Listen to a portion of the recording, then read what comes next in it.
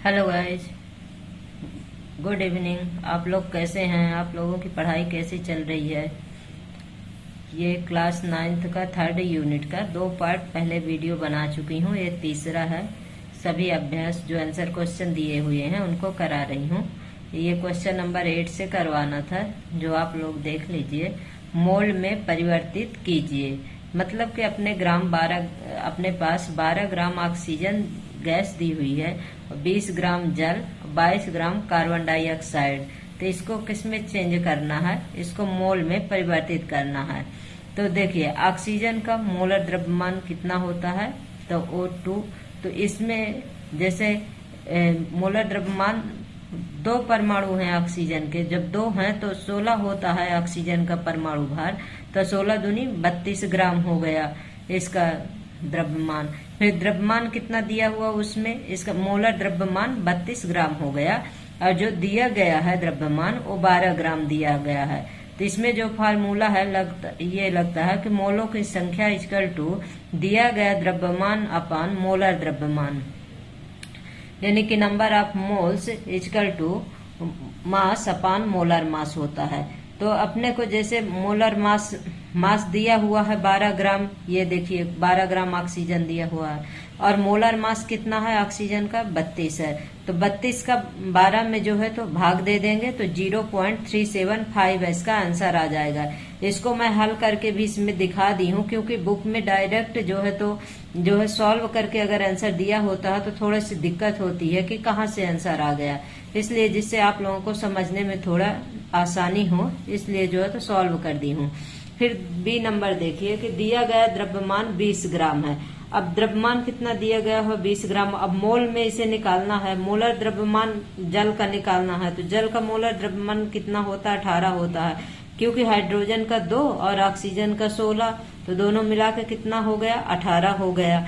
अब इसका मोलर द्रव्यमान जो है तो 20 दिया हुआ है, और द्रव्यमान 20 दिया हुआ है, मोलर द्रव्यमान कितना है? 18 है। तो 18 का मतलब भाग दे देंगे इसमें, तो 2 9 18, 2 दाहम 20, इस तरह से 10/9 आ जाएगा। अब फिर 10 में 9 को भाग देंगे तो 1.11 मोल आ जाएगा इसका आंसर। फिर देखिए जैसे सी नंबर क्वेश्चन में कि कार्बन डाइऑक्साइड का आणविक द्रव्यमान जो कि मोल में निकालना है। तो अपने को कितना उधर मोलर द्रव्यमान मास जो दिया है तो 22 दिया हुआ है, मोलर द्रव्यमान कितना है? 44 है, क्योंकि जो है तो कार्बन का जो है तो 12 होता है, ऑक्सीजन का जो है 16 होता है परमाणु भार। तो कार्बन के जो है तो 12 हो गया और ऑक्सीजन के 2 परमाणु है, इसलिए 16 दूनी 32 हो गया। टोटल कितना हो गया? 44 ग्राम जो है तो मोलर मास आ गया अपना। और दिया गया मास कितना है? 22 है। तो दिया गया 22 है, और ये 22/44 हो गया। तो इसको कट करेंगे तो 22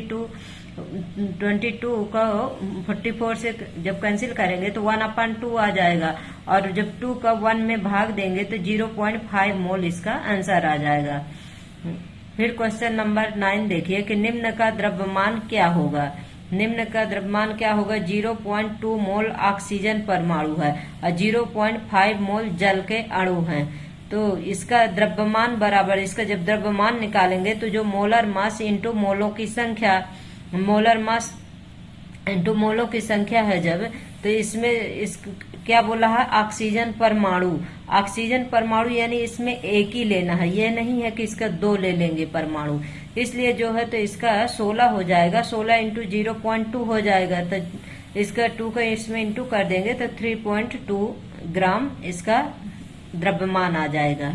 फिर जल के 1 मोल का द्रव्यमान, मोलर द्रव्यमान कितना होगा? तो जल का कितना होता है? 18 होता है, क्योंकि हाइड्रोजन के 2 और ऑक्सीजन का 16, इस प्रकार 18 ग्राम हो गया। फिर इसका जब मोलर द्रव्यमान निकालेंगे तो 18 गुणे 0.5, क्योंकि अपने को तो इस सवाल में दिया हुआ कि 0.5 मोल जल के अणु। तो इस प्रकार से 18 गुणे 0.5 मोल का इंटू कर देंगे तो इसमें 9 ग्राम आ जाएगा। 9.0 है तो हम लोग पास 0 का कोई मान नहीं है, इसलिए 9 ग्राम हो जाएगा। फिर क्वेश्चन नंबर 10 देख लीजिए कि 16 ग्राम ठोस सल्फर में S8 के अणुओं की संख्या का परिकलन कीजिए, यानी कि सल्फर के 8 अणुओं की परिकलन कीजिए।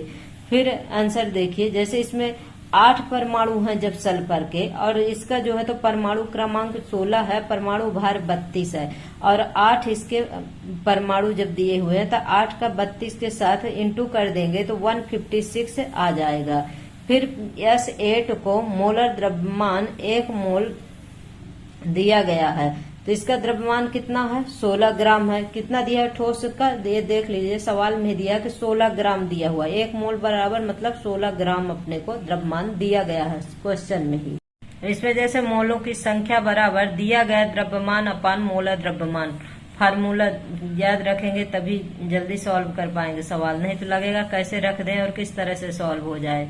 तो number of moles equal to जो दिया गया है अपने को द्रव्यमान कितना दिया गया है ठोस सल्फर का 16 ग्राम, 16/256 हो गया। 256 जो है तो 32 × 8, क्योंकि 8 सल्फर के परमाणु है इसलिए 256 आ गया है। और इसका जो 16 एकम 16 और 16 16 जो है तो 256 हो गया, 256 हो गया। इस प्रकार से 1/16 मोल में S8 अणुओं की संख्या 6.022 इंटू 10⁻23 इंटू 1/16 हो गया। अब इसको जब है तो इसके साथ गुणा कर देंगे। कहने का मतलब आप लोगों को अगर ये मन में डाउट आए कि 3.76 इंटू 10⁻22 कैसे हो गया, तो इसलिए ये हो गया कि जो यहाँ 10⁻23 है इस 10 का 6 के साथ जब इंटू कर देंगे तो 1 10 कम हो जाएगा, तो वही जो है तो यहाँ पर ये जो 23 है ये जो है तो 22 में बदल जाएगा। इस प्रकार से जो है तो अपना आंसर जो है तो 3.76 इंटू 10⁻22 अणु आ जाएगा। आप लोग एक बार अपने से भी सॉल्व करके देख लीजिएगा जिससे आप लोगों को थोड़ा आसानी हो जाए, नहीं तो लगेगा कि कहाँ से आंसर आ गया, कैसे आ गया। मतलब 6.022 इंटू जो 10⁻23 है इसमें 60 का भाग दे देंगे तो ये आंसर आ जाएगा। आप क्वेश्चन नंबर 10 देखिए कि 0.051 ग्राम एल्यूमिनियम ऑक्साइड में एल्यूमिनियम आयन की संख्या का परिकलन कीजिए। इसमें एल्यूमिनियम आयन की संख्या का परिकलन करना है, मतलब इसको सॉल्व निकालना है कि कितने इसमें मोलों की संख्या है। तो अपने को मास कितना दिया हुआ है एल्यूमिनियम का 0.051 ग्राम दिया हुआ है। फिर मोलर मास देखिए एल्यूमिनियम का कितना होता है, तो एल्यूमिनियम का परमाणु क्रमांक 13 और परमाणु भार 27 होता है, और एल्यूमिनियम के 2 परमाणु दिए हुए हैं इसीलिए जो 27 इंटू 2 कर देंगे तो 54 आ जाएगा। और ऑक्सीजन के 3 परमाणु दिए हुए हैं तो 16 इंटू 3 कर देंगे तो 48 आ जाएगा। इस प्रकार से इसको जब प्लस कर लेंगे तो 102 ग्राम हो जाएगा। अब इसको लिए जो given mass upon molar mass equal to number of molecules upon Avogadro number. Avogadro number जो है 6.022 इंटू 10⁻23 होती है एक एवोगैड्रो संख्या बराबर। अब इसमें जो है तो गिवन मास अपने को कितना दिया हुआ है एल्यूमिनियम का 0.051 ग्राम दिया हुआ है, और एल्यूमिनियम और जो ये एल्यूमिनियम ऑक्साइड का जो है निकाले हैं जो द्रव्यमान ये कितना दिया हुआ है 102 ग्राम दिया हुआ है। इसलिए जो है तो गिवन मास अपान मोलर मास, मतलब जो मोलों की संख्या है उसको बटे में रख देंगे और गिवन मास जो है तो ऊपर रख देंगे equal to number of molecules, क्योंकि अपने को नंबर ऑफ मॉलिक्यूल्स निकालने हैं अपान एवोगैड्रो संख्या। एवोगैड्रो जो संख्या है 6.022 इंटू 10⁻23 हो गया।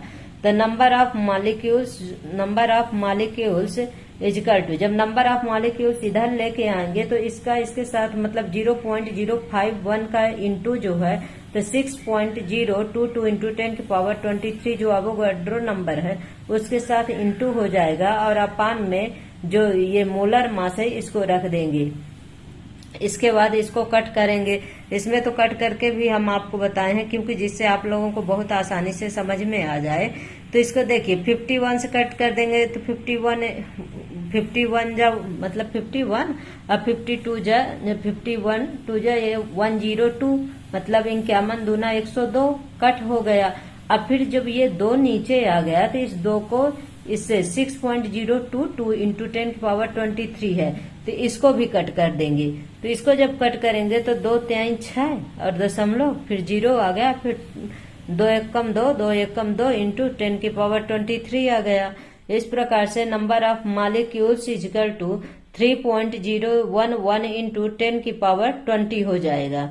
अब 20 क्यों हो गया, देखिए यहाँ 6.022 जैसे है ना, 6.011 ऊपर है। अब दशमलव के बाद 3 संख्या है तो नीचे अपन दशमलव के बाद दशमलव का मतलब ही है कि 10 होता है। और उसके बाद जो है तो 3 अंक है, 3 अंक है तो 3 जीरो नीचे लगा देंगे। ये 3 जीरो से जो 10⁻23 है इसके 3 जीरो कट कर देंगे। जब इसको 3 जीरो कट कर देंगे तो 20 बचेगा। The number of molecules equal to 3.011 into 10⁻20 आ जाएगा। अब इसमें से क्या पूछा है कि 2 मॉलिक्यूल्स के, मतलब एल्यूमिनियम के जो है तो 2 मॉलिक्यूल्स है, एल्यूमिनियम के 2 मॉलिक्यूल्स है। तो जब तो जो ये आया है अपने पास 3.011 इंटू 10⁻20, इसमें 2 का इंटू कर देंगे, 2 मॉलिक्यूल्स का निकालना है। इसलिए अगर 1 का पूछता तो सिर्फ यही आंसर था 3.011 इंटू 10⁻20। जब इसको इसके साथ इंटू कर देंगे तो इसको 6.022 इंटू 10⁻20 इसका आंसर आ जाएगा। तो कहीं ऐसा न लगे कि अरे वही सेम चीज आ गया, तो सेम नहीं आया। इसको सॉल्व करके आप लोग एक बार देखेंगे तब कंफर्म होगा कि वही चीज नहीं है कि एवोगाड्रो संख्या ही रख दिया गया। एवोगाड्रो संख्या नहीं रखी गई है, उसको सॉल्व करके फिर से वही संख्या प्राप्त हो गई है। गाइज, आप लोगों को क्लास कैसे लगी? आप लोग क्लास को लाइक करिए, शेयर करिए, सब्सक्राइब करिए। आप लोगों को जो क्वेश्चन ना समझ में आए उसे कमेंट में बताइए। Thank you so much guys.